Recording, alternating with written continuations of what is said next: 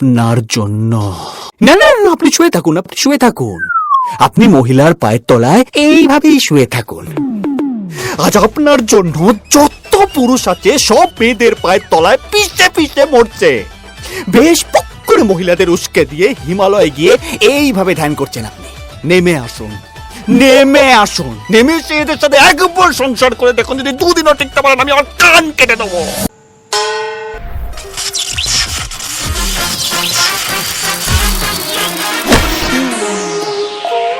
সরো। কি ধরবো? ধরো না, সরো। সরো।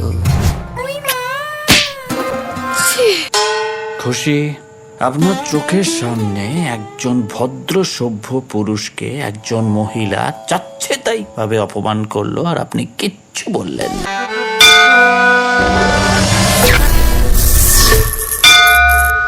ব্যাপারটা কি বলতো? ভাই, আমি মেয়েদের মনের কথা শুনতে পাচ্ছি। বুঝবি বুঝবি, না বুঝলে খুঁজবি। মা কালী তোর কানের গোড়ায় সাঁটিয়েছেন। তো কতবার বলবো তোকে? কেন? হাসলে ওরা ভয়ের কথা, কাঁদলে যেন ঠিক। চ নবান্ন চ। নবান্ন কেন? দিদির মনের কথা দিয়ে শুরু করবো। এই না না না, দিদি না।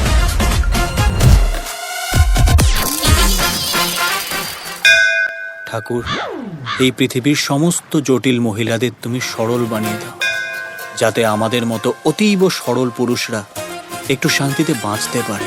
যে ঠাকুরকে এসব কথা বলছিস না, তিনিও কিন্তু মহিলা, মা গঙ্গা। বুঝবি বুঝবি, না বুঝলে খুঁজবি। মেয়েদের সিগন্যাল বোঝা কি এতই সোজা? নারী চরিত্র বেজায় জটিল, কিছুই বুঝতে পারবে না ওরা, কোনো ল মানে না,